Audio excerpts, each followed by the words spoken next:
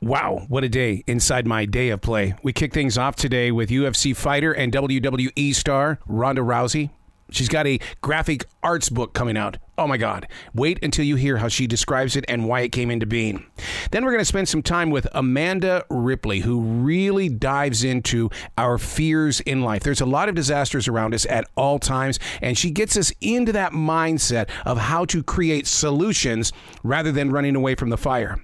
And speaking of motivational books, we were with Dr. Josh McConkey, who serves our U.S. military in the medical field. And the things that he does to inspire the men and women around him will just blow you away, and you can activate him in your own personal life and journey where you are right now. This is my day of play. Call him Hello. My shaman in radio. What's going on, guys? I'd take it to 31. Good morning, Rhonda. How are you doing today?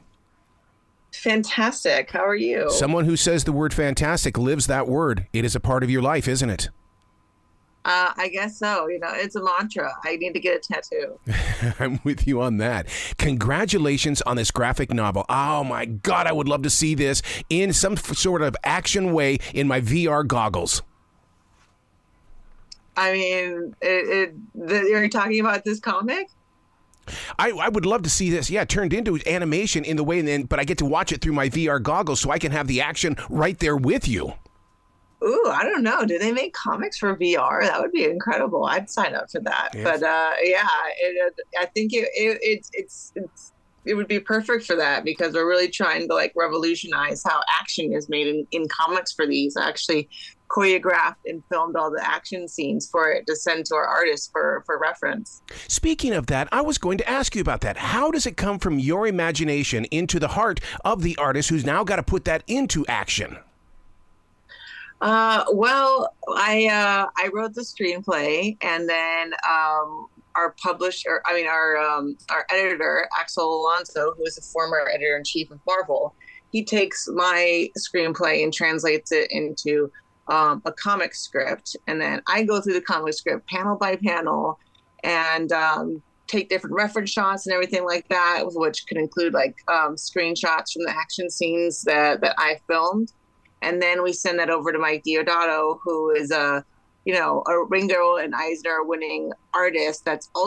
He's also a martial artist, so he understands a lot of these movements and stuff more than anyone else would. And then I get a new page from him every day, and I get to check it out and give him feedback and go back and forth. And we're already about halfway done with it. Wow.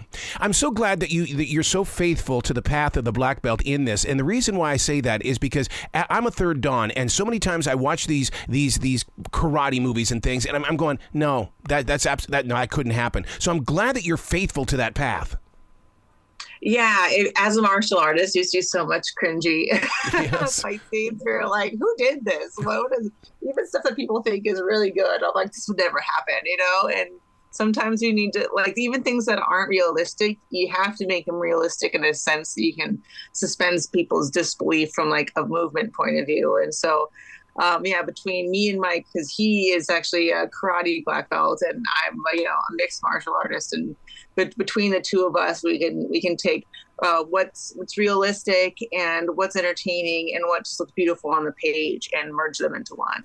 Did you go into any of the moves or anything like that? Because my friend and I, we always do what's called 10%, and we'll go, okay, what would we have done if we would have done this? What would the action and the reaction would have been? Because it just seems like that. It's like you guys lived this physically, and then it became the storyline. That's basically how I choreograph scenes. It's not like, oh, I want to hit these super cool spots. It's okay, what's everyone trying to accomplish in the scene? Where are we trying to go? And how are we telling the story with the fight itself, which is something that I learned from pro wrestling, is how are you telling the story within the fight, not taking a break from the story to have a fight. And it's definitely a skill that takes years of practice and doing it and studying it to make it happen, but it's never been done before in this medium. And then to use your imagination. It reminds me so much of my sensei. He would sit there and tell me, remember, it's martial arts. Where's the arts? And that's exactly what you're doing inside this storyline. There's action, there's adventure, there's comedy, there's romance. You're really bringing out the art. Oh, thank you. Yeah, it's I always say that martial arts are different than sports because they come with a philosophy, and yeah, I mean, mine from judo was maximum efficiency, minimum effort. I don't know the karate philosophy. What is it? Well, with Taekwondo and karate, what it basically is, I mean, well, first of all, it was combat karate that I was in, and he always used to tell me that it's about showmanship. How do you expect to inspire people to come into our class if you don't give them a show? Give them the art. He just always drove that into us. Oh yeah, there wasn't like a mantra that came with karate. With judo, it was maximum efficiency, minimum effort, Yes. and mutual welfare and benefit. So those were the two like mantras. There, it wasn't like a set like in karate they put it like over the door or something like that, or it wasn't like school by school. Yeah, over our door in Taekwondo was winning is a choice, and to this day I still live by that. Ooh, I love that. Yeah. So now, when you have this storyline, first of all, I love the baby bump. I love the code name Mom. Everything here is so I want to be a part of it. How did you get that invitation even to get me into your thoughts? I think it's inside of everybody. You know, only 7 stories have ever been told, but it was actually my way of just kind of dealing with the anxiety of becoming a mom and my own insecurities about my ability to be the parent I feel like this kid deserved, my ability to keep a hostile world. And I just took all of those concerns and brought that situation to the nth degree. You know what I mean? Like you're trying to be a parent and everyone's out to kill you. Can you still do this? And I've been basically calling it like John Wick meets Knocked Up, whereas, you know, John Wick actually has bodily functions and constantly needs to get something to eat and go to the bathroom, and it's really dangerous. Look at that book cover, though. Were you a kid when you saw that for the first time? Did it feel like, oh my God? It's really surreal because this was something I've been working on for 5 years, and I was really working on it in secret because I was kind of embarrassed to be just another person in LA that was like, I'm working on my screenplay, you know, and it got to a point where I was just so proud of it and felt like I had to share it with the world, and now it's getting more and more believers. And the first time I got to actually see it on the page and see something that was just an image in my head actually being something physical and out in the world, it's really surreal. And we've already more than tripled our Kickstarter goal. We had an amazing panel at Comic-Con, and I'm really excited to share this with the world because I think it's really going to exceed expectations. So if you want to get your Kickstarter exclusive edition, you can check out the link on my Instagram for Expecting the Unexpected, and you can reserve your Kickstarter exclusive edition today that will never be in print again. I love your We attitude. ship worldwide. I love your attitude. Please come back to this show anytime in the future, Rhonda. The door is always going to be open for you. Thank you so much. I appreciate you letting me in the door. You bet. Well, you be brilliant today, okay? Okay. Winning's a choice. Don't forget it. Yes, it is. Yes, it is. Thank you. Things with the longer interview. Hey, Arrow. Hey, good morning. How's everybody doing?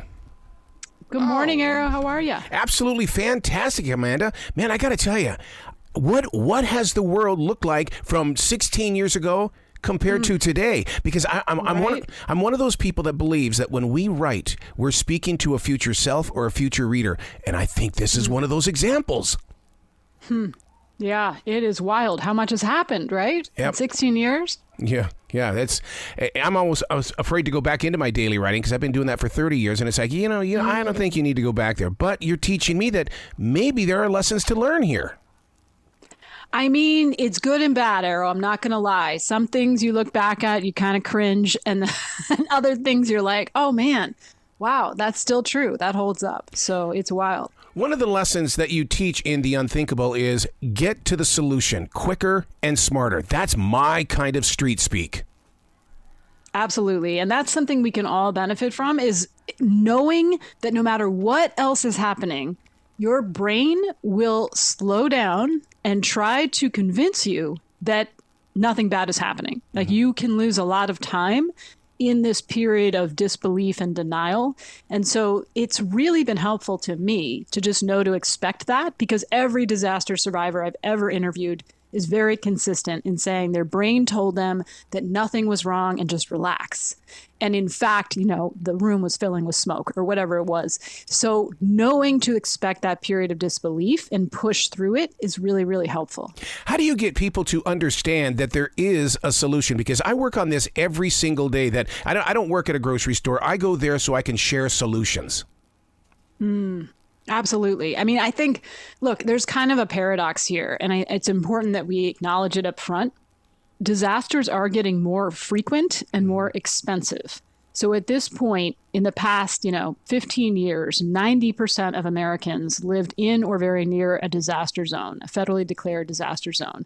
Weather disasters have increased 400% in the past 50 years. And at the very same time, the number of deaths from disasters has dropped by 2/3 over the past 50 years. So disasters have gotten less disastrous, but much more frequent and expensive. And so there's a lot of hope embedded in there, right? It turns out that humans have gotten much better at working together to predict and forecast disasters and get out of harm's way in the nick of time.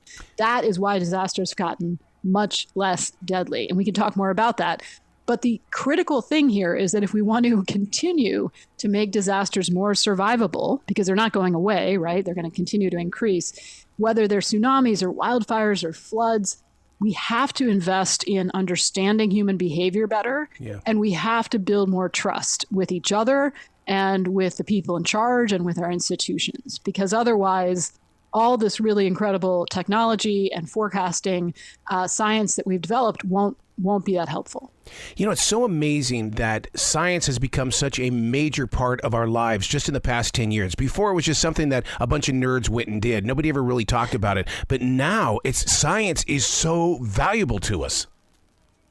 Yeah. And, it is specifically the human factor, understanding the neuroscience, the psychology, the sociology of humans, that for me is so wild and so important, because that is the real X factor in any disaster, that people don't behave the way they expect. It doesn't feel the way they think it will feel. It's often not as frightening in some ways and more frightening in other ways. There's a lot there, but understanding what you can expect from yourself and other people can be really reassuring and helpful. When you allowed Reverend Samuel to begin your book, I mean, there's such a spiritual connection there. It's like, okay, this book is preparing me for something. I'm going to learn, and then I'm going to share. I'm going to activate it somehow, some way. So I thought that was a brilliant idea that you put Reverend Samuel in the beginning. Well, I'm glad that you liked that, because part of me always wondered, should I have really started the book with a more kind of, knockdown, war games kind of scene, not sort of a massive disaster that most of us don't remember from 1917 when a ship blew up in Halifax Harbor in Nova Scotia. Yes. But at the time, it was a really unprecedented event, because that ship that blew up was carrying more than 2,500 tons of explosives because it was headed to Europe for World War I. And so when it collided with another boat, the collision itself was not the catastrophe. And this is often how these things go. But what happened was the ship was a floating time bomb, right? So it blew up, and that caused the port to set fire, and one accident led to another, and it was the largest bomb explosion on record, shattering windows 60 miles away. Really? And then it caused a tidal wave which swamped the shore. Then the fire crept across the city. I mean, it was just like one very bad day. Survivors saw like a black column of fire in the sky. And as you mentioned, at the time, there was an Anglican priest named Samuel Henry Prince who happened to be eating breakfast at a restaurant near the port. And he ran to help and opened up his church as a triage station. And he had actually also helped out when the Titanic had sunk just off the coast of Halifax a few years before. And he kind of marveled at how people behaved that day. He was really struck by the mysteries he saw. He watched men and women endure crude sidewalk operations without obvious pain. How is that possible? Other people experienced full hallucinations. details nagged at him. Why was the very first relief station that day set up by a troupe of actors, of all people, And so he was the kind of person who noticed those things and was really curious about it. And he ended up, after he helped rebuild Halifax, he studied sociology. And for his PhD dissertation at Columbia, he deconstructed the Halifax explosion and really was the first person to study human behavior in disaster. I love the way you go that deep into history, because now I don't feel like a nerd. Because when I'll get into a book like this, and it's like you'll say something, for instance, like when you're talking about the hostage and stuff, how do you get inside the mind, body, and soul of a hostage? Of course, I had to go do my own research as well. It's like I want to know more. I want to know more, and so you've got to be the same exact way.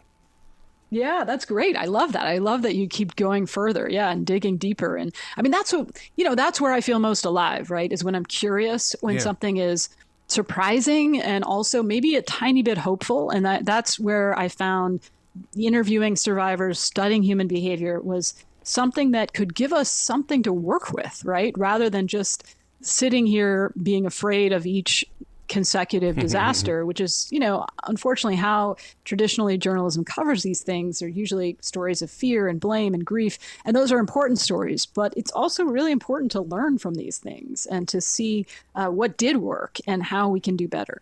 Don't you think that our connection to content right now is due to things such as podcasts and special events on different networks that go longer than a 2-minute reel? Because when you talk about disaster, you also say that there's so many different definitions to it. There's no rush to tell us what they are, but we learn what they are. And it's because you took the time to do the research and now you're sharing it. It's true. Having a little more time, and that is the beauty of podcasts, right? And I think one of the great moments of progress in our time is that we can have these deeper conversations, even as we are overstimulated and distracted. Other times, there is still this ability to go a little bit deeper and try to not just tell stories, but learn from them. Mm-hmm. Ooh, you really have a good quote in here that I want to put inside this studio. We are not damaged. We are survivors. Oh, my God. Yeah, that was actually something that was written to me by a survivor. Wow. I wrote the original Unthinkable book 16 years ago, and a lot has happened since. And one of the most valuable things, of course, was learning from the people who read the book and reached out to me. And there were many, many people who learned from the book, but who also helped me understand what I'd missed.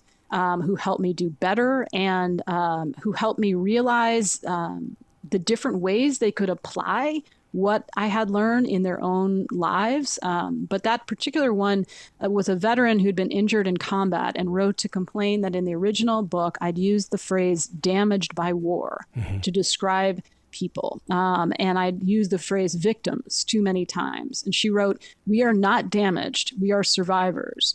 And I regret that wording, as I told her. So I've changed that in the new version of the book. And I refer to victims only when I'm writing about people who have been killed, or when it's the only way that the word makes sense in that context. It's the only way to communicate. But there's a lot of ways that I, realized that I'd been kind of lumping people together as victims. And I think it's really important to learn from, the whole point of the book was to learn from survivors. So I was really grateful for that.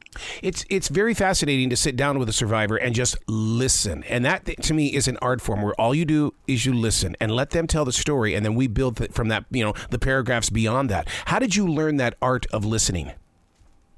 I am always trying to get better at that, honestly. I feel like it is not something that most of us are very good at or trained in. And even as a journalist, I think we're often listening for a quote or listening for what we want to hear or the story that we want to tell. And that's not listening, right? So I feel like for me, the whole reason this book started is because I went to a 9/11 survivor support group meeting on the anniversary a few years after 9/11. And I had an expectation. I kind of was dreading going, honestly. I expected it to be yet another group of people who were, as I just said, damaged, right? Who were suffering, who were angry, who were grief-stricken, which would be understandable because I'd met a lot of those people and written their stories. But in fact, when I got there, I'll never forget it. I took the elevator up.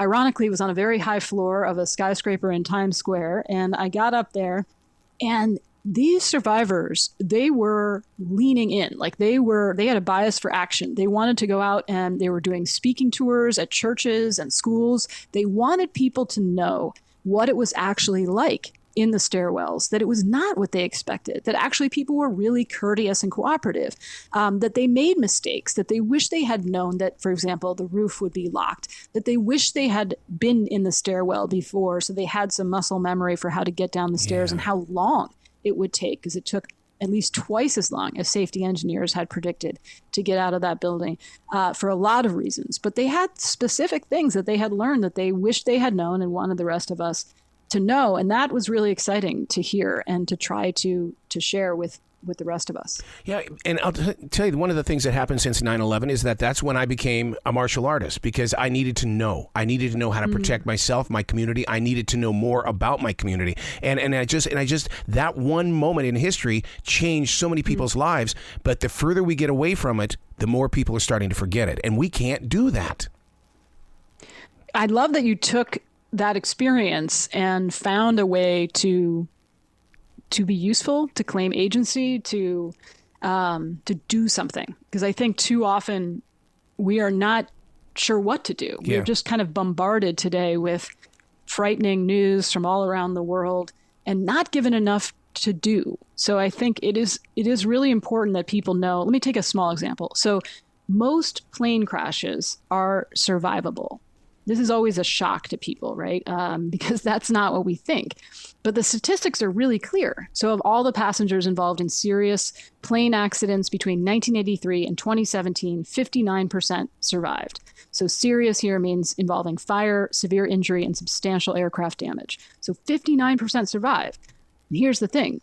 The survival often depended on the behavior of the passengers. So these facts have been well known in the aviation industry for a long time. But most of us have no idea. And we think if that plane crashes, we're toast. Yeah. It's over. And so realizing that we do have some agency, we do have some, that our behavior really matters. It may not be enough. It may not be all that matters, right? But it does matter. And that's really important to know, because I think then you take more responsibility for your own survival and the people around you.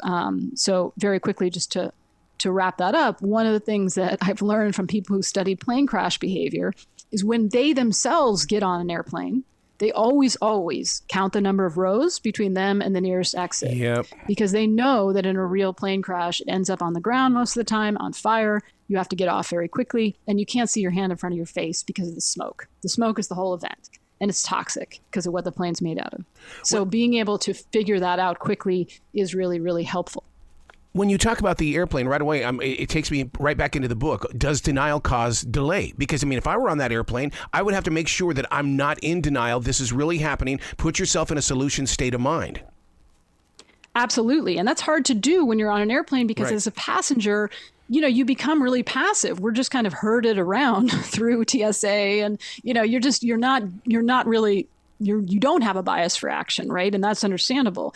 But we do know that people will, on an airplane, respond really well to aggressive leadership. So if you're in a plane crash, God forbid, very unlikely, but if it happens, you know that if you tell other people what to do, they will do it. Yeah. And that's what flight attendants are now trained to do. I did some training with them. And what they do is they yell very aggressively at the passengers, get off the plane, don't take your carry-on, go, go, go. And people generally react really well, and they're very compliant. In martial arts, we call that vocal taekwondo, and we practice that. We really use our vocals to make sure that people are on the move. Because, instead of fighting a person, you can talk a person down just by using vocal taekwondo. Oh, I love that. I'm going to use that. Vocal taekwondo. Vocal taekwondo. I love that. Yeah. No, it's true. And it's like, there's a void there often, of a leadership void. And if you do know something, if you know how to get out of a place, step into the void and you'll be surprised. People will follow you. You know, one of the things that I'm very fascinated with and still very lost about, and maybe you can, put some light on this, is that the younger generation, Alpha as well as Z, they'll sit there and you talk to them about what's going on in the world, the state of the world with the wars and things, and they're so optimistic, and yet the adult is so filled with fear. How the hell is this happening?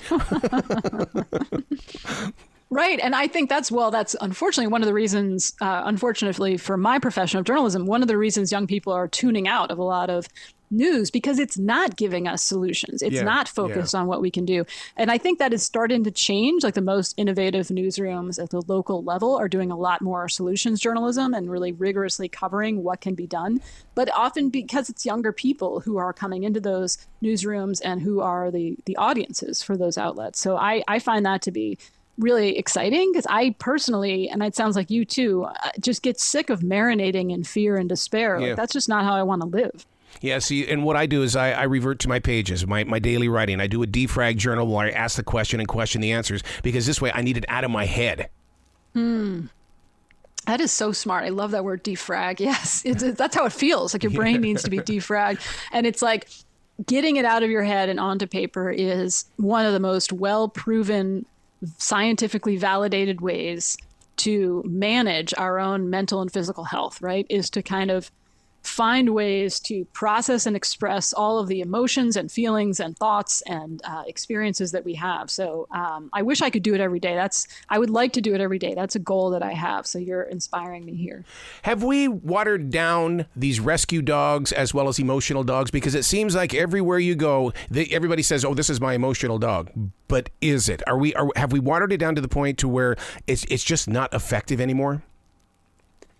You know, I think it depends on the context, right? Like there is an increase of certain kinds of disasters and not others. There is a way in which we tend to fear the wrong things, right? As humans. A lot of what I spent time on the book doing is trying to understand, why do we fear the things we fear? Why do we clutch the things we clutch, right? In every disaster, people spend some time milling, which is like gathering things around them and bringing them, talking to people around them. And it's a very funny thing that we do. And it's not totally rational, even if it's understandable. But one of the things that was helpful to me to understand is that there's something, the technical term is dread. Oh, dread is the word for why we value and fear some things over others. And dread is a kind of equation that we all carry around in our heads, right? And the equation for dread is varies depending on the person, but it's a little bit predictable. Wow. And the dread equation basically has to do with whether something is something that you're familiar with, or if it's really strange and new and scary to you, like a plane crash, right? And whether it feels uncontrollable to you. This is why people dread plane crashes more than a car crash, right? Even though car crashes are infinitely more likely, right? Right. Whether there's a sense of unfairness. So if something feels like a threat feels unfair, we're going to dread it more, right? So there's actual equation for dread. And once you understand what those factors are, then you can try to dial down some of those things for yourself. So if you live in a tornado alley, or you live in a tsunami inundation zone or on an earthquake fault line, the more you know about that threat from reliable sources, the less uncontrollable, unfamiliar, and unfair, and all of those things kind of go down a little bit. So then you can adjust your dread sensation and make it right-sized, right, for the threat. So that can be helpful. My Sabanim endlessly would say, "Can you control it? Can you control it?" And I would say, "No, move on." And so it's like, wow, I'm free just by saying move on. That is. There's a lot in there, right? I mean, thousands of years of philosophy and prayer. But yes, if you can figure out what you can control and what you can't, and let those things go. And I think that's where, for me, understanding some of the biggest threats I face are important, right? But then, there's an X factor, right? There's going to be things that happen that you can't anticipate. But what you can anticipate is human behavior. Yep. Like that's going to be fairly consistent across very different disasters. Wow. Where can people go to find out more about you, Amanda, so they can get into your word and into your brilliant wisdom? Well, that might be setting the bar too high, but you can find me at amandaripley.com or at Ripley Writer on Instagram. Please come back to this show anytime in the future. The door is always going to be open for you. Thank you so much. It was great talking with you this morning. I appreciate it. Well, you be brilliant, okay? Take care. Thank you. Hello and good morning. Good morning. Hey, this is Josh McConkey calling in for Arrow. Well, you got the right guy, man. And, man, I'm excited to talk with you because you speak my street in this book. All right, fantastic. And did you do a little bit of a comms check as well? Everything coming over pretty good? Everything sounds great, dude. Everything sounds great. Sweet. Let's start it off with basically when you grab the book at the bookstore and you see a title like Be the Weight Behind the Spear. First of all, that's very poetic. I love that. And it's an inspirational. Where did it come from and how did you want to use it? Well, that Be the Weight Behind the Spear, it's my personal leadership ethos. Nice. So, as I took command, trying to find ways to, motivate airmen and kind of a newer generation of Americans, I've worked with a lot of special operations in the past. And each one of these guys have had somebody in their life, a teacher, a favorite coach, parents, somebody has mentored them and given them just the amazing confidence to do the things that they do. Me, as a physician, I took care of these guys, right? I don't kick down doors and do the crazy things that they do, but I take care of them. And I look at them as the tip of the spear. Yep. And so I want to motivate Americans to be the weight behind that spear. We can't all do those crazy things, but we can definitely help raise the next generation of leaders, to do those things. So that's my personal leadership ethos. Well, I'll tell you what, though, this book is needed right now. And I mean, it's needed for every generation. I would love to see a Generation Z or a Generation X to read this book as well, because as they step into the business world, they need to be the weight behind the spear. Absolutely. What people don't realize is that this younger generation just, what I've seen as a commander and some things with just kind of lack of leadership and accountability and just some things, business leaders need to get involved earlier on. Yep. Because one way or another, this will be your problem. You're going to deal with these kids when they're coming out of high school or coming out of college that lack these skills, or you can get involved right now and coach or be a mentor or do something in your community to help build the skills for these kids, because they will get to you at some point. The earlier you can help them out with that, the better. I've always believed that businesses need to send their employees into these schools and teach them real life events. In other words, not to sit there and, try to turn them into YouTube superstars or something on TikTok, but rather to look at life the way that it's supposed to be and participate with your community.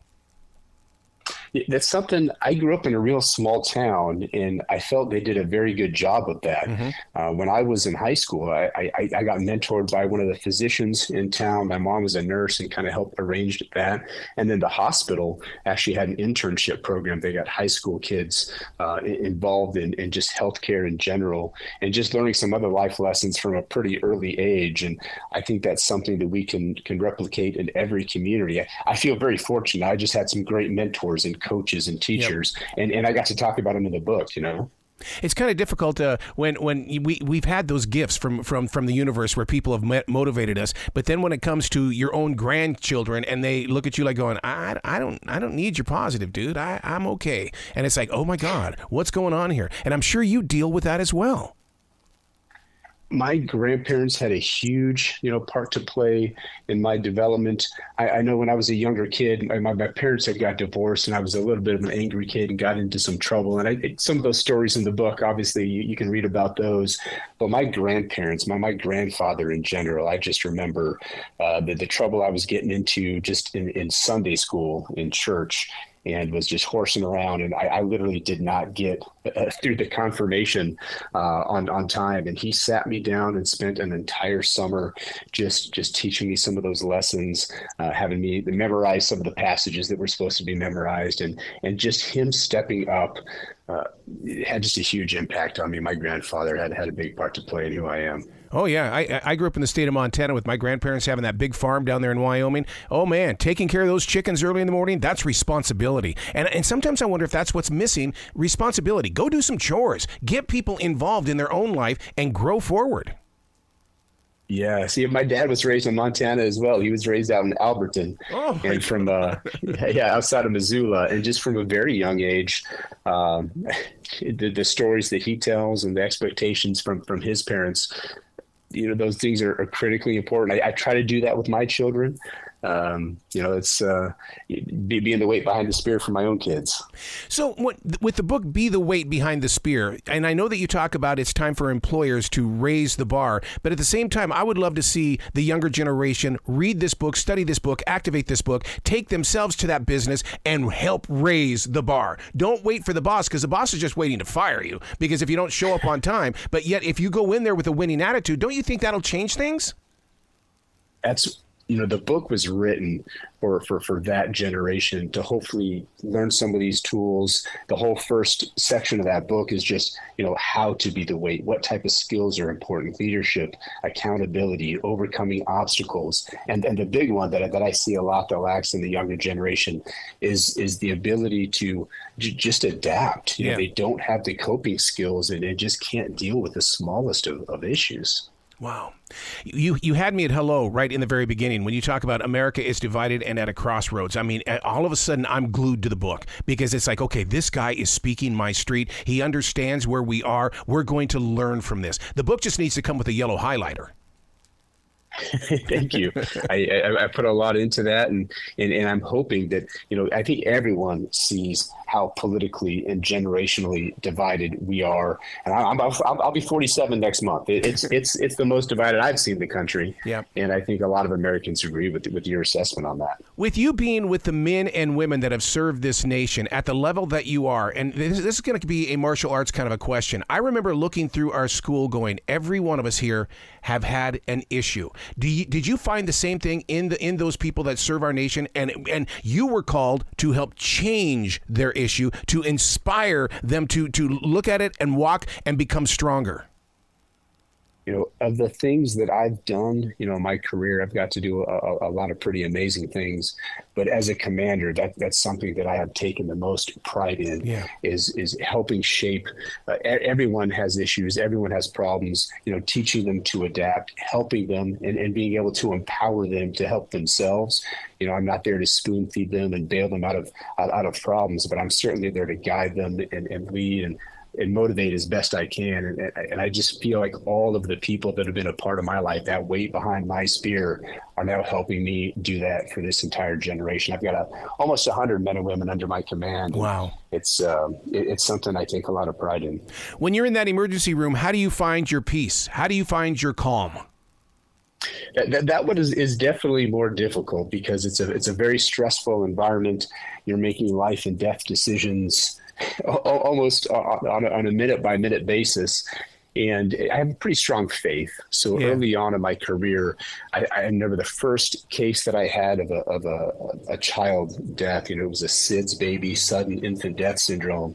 And I watched, the dad carry this baby in, and then the mother came rushing in after. And I mean, I could just see their world collapsing around him. I was trying not to cry myself and trying to find that focus and running through that code.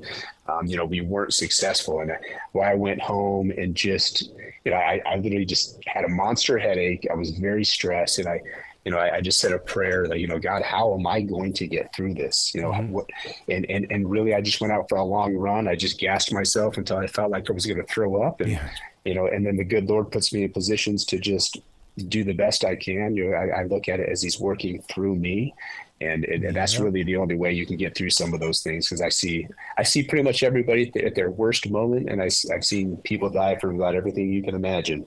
And my faith is what gets me through it. Oh, I'm so glad you said that, because I'm a firm believer that God works through us in a way that we have to drop the four walls of the church and get out there in the real world, and you have to create words that people can relate with that don't sound like preacher words, but yet, oh my God, you changed their life.